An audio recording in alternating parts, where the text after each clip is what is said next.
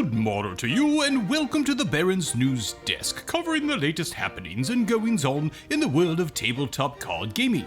Excitement surrounding the Throne of Eldraine is at an all-time high, now that virtually all of the cards have been spoiled from the base set. One of the first things that I personally enjoy doing when a card list for a new set has been spoiled is go through and look at the mono-colored cards to see which ones will fit into the greatest number of my commander decks. I have reviewed all the cards spoiled as of September 22nd, 2019, and picked out 3 cards from each color, that meaning 15 in total, that I believe you will absolutely want to procure for your commander decks. Even if you acquire nothing else from the Throne of Eldraine set, these are the 15 cards that are likely going to bring you the most value. Let's start with the white cards. The first is Hushbringer. For 1 and a white, it is a 1/2 creature fairy. It has flying and lifelink. Creatures entering the battlefield or dying don't cause abilities to trigger. Now, while this card does have the potential to be a hindrance to things that your deck is trying to do, as long as you don't have, say, black in your commander's identity, it is quite likely that this card is going to harm your opponents much more than it harms yourself. The next white card is Shepherd of the Flock. For 1 and a white, it is a 3/1 human peasant creature. It also has the new adventure mechanic, which you can cast at instant speed, and is called Usher to Safety, which costs only a single white. Return target permanent you control to its owner's hand. Now, the creature, a 3/1 vanilla creature, is obviously not going to do much in the commander format. What we really care about here is the adventure mechanic. It might not sound particularly enticing, but when we do a 1-to-1 comparison of an existing card, we can see its value much more clearly. Possibly the card closest to this one would be Narrow Escape, which costs 2 and a white at instant speed to return target permanent you control to its owner's hand, and you get the small additional benefit of gaining 4 life. But trying to hold up 3 mana during your opponent's turn is so much more difficult than holding up only a single white mana. And the third white card is True Love's Kiss. For 2 white, it is an instant. Exile target artifact or enchantment, then draw a card. Comparing this to a card such as Return to Dust, a rather ubiquitous white card in dealing with artifacts and enchantments, I can absolutely see myself putting True Love's Kiss in addition to Return to Dust as additional ways to exile opponents' artifacts or enchantments. Oh, I love that card draw. Now let's change course and discuss the 3 blue cards that you absolutely must procure from this set. The first is titled Mirror Maid. For 1 blue, it is an enchantment.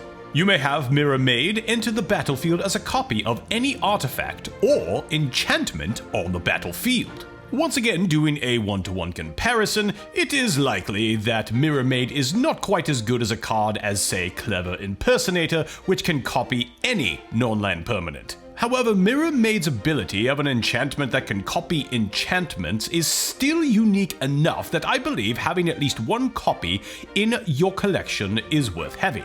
The next blue card is Into the Story. For 5 blue, it is an instant. This spell costs 3 generic less to cast if an opponent has 7 or more cards in their graveyard. Draw 4 cards. Compare this to a current commander viable card, Stroke of Genius, whereas if you paid a converted mana cost of 7, you would also be able to draw 4 cards at instant speed. However, Into the Story gives us the potential that into the late game we might be able to pay 3 generic less to cast this spell, which gives us a much better chance to actually cast cards that we just drew with Into the Story, whereas with Stroke of Genius we are likely going to fully tap all of our mana in order to cast it. And the third blue card, I'm so excited, I love this one so much, Run Away Together. For 1 and a blue, it is an instant. Choose 2 target creatures controlled by different players. Return those creatures to their owner's hands. Compare this to a very similar card, Peel from Reality, but this one forces you to return a creature that you control to your hand. The utility that Runaway Together affords, either bouncing 2 of your opponent's creatures at instant speed, or bouncing 1 and possibly being able to save one of yours from, say, targeted removal or a board wipe. There's just so much utility here. Now let's move on to the black cards. Epic Downfall costs 1 and a black for a sorcery. Exile target creature with converted mana cost 3 or greater. While limited by sorcery speed, Epic Downfall's meager cost of 1 and a black is easy to pay, and of course we are seeing many creatures in the Commander format. In fact, I would wager in most games you're going to see creatures that cost at least 3 mana or greater. Next is Revenge of Ravens. For 3 and a black, it is an enchantment. Whenever a creature attacks you or a planeswalker you control, that creature's controller loses 1 life, and you gain 1 life. One of the most effective and consistent ways to win Commander games is to encourage your opponents to attack your other opponents. This is an effective card which basically says, shoo, shoo, go away, don't attack me, attack that other person over there. This card buys you time, and time is of course what you need in order to set up your board to subsequently swoop in for the win. And the third black card has some absolutely magnificent artwork, Forever Young. For 1 and a black, it is a sorcery. Put any number of target creature cards from your graveyard on top of your library. Then draw a card. This card's power might not be obvious as of right now, but trust me, commoners, include this into your black decks and you will find many occasions where you are going to be very happy that you have Forever Young in your hand. It's the overall versatility of this card. You could even pay 0 if you wish, and simply pay 1 and a black to draw a card. It's almost never going to be a dead card in your hand. And now we come to the chaotic color of red, and I am absolutely excited about the 3 cards I'm going to share with you. The first is Opportunistic Dragon. For 2 red, it is a 4/3 creature dragon. It has flying. When Opportunistic Dragon enters the battlefield, choose target human or artifact an opponent controls. For as long as Opportunistic Dragon remains on the battlefield, gain control of that permanent. It loses all abilities, and it can't attack or block. Now first, it's already rare that we see such powerful dragons at such low converted mana cost. Usually dragons cost 5, 6 or more, and it is not that common to see a powerful dragon, a 4/3 flyer, for only 2 and red. While it's unlikely that we will be using the ability to target a human quite often in Commander, we definitely know that there are plenty of artifacts that we are going to be able to choose from. The choice is rather simple. You target the most powerful artifact on the board and put it out of commission for as long as you have your Opportunistic Dragon. Next, we have Ferocity of the Wilds. For 2 and a red, it is an enchantment. Attacking non-human creatures you control get +1/+0 and have trample.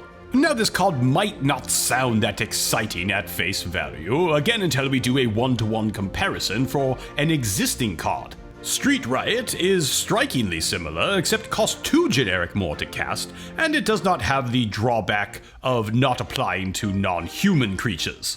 If you are playing a creature-heavy red deck, well then I believe the value of this enchantment is quite understood.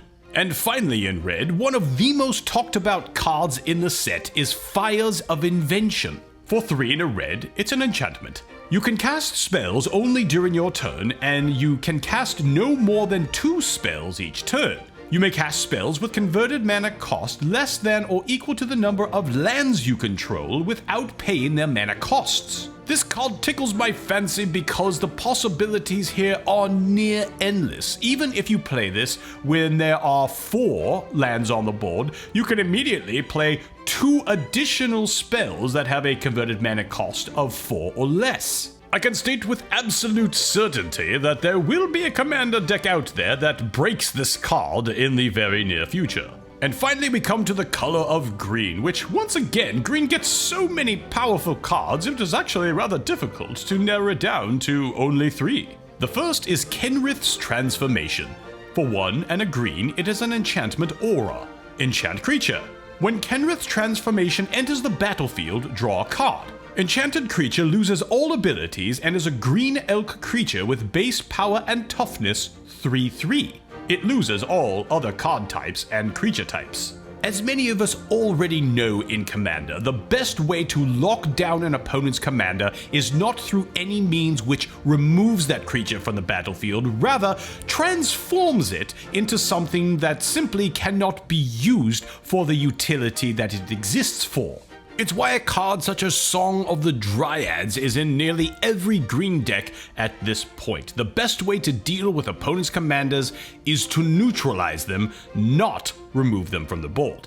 Next is Return of the Wild Speaker. For 4 and a green, it is an instant. Choose one. Draw cards equal to the greatest power among non-human creatures you control. Or, non-human creatures you control get +3/+3 until end of turn.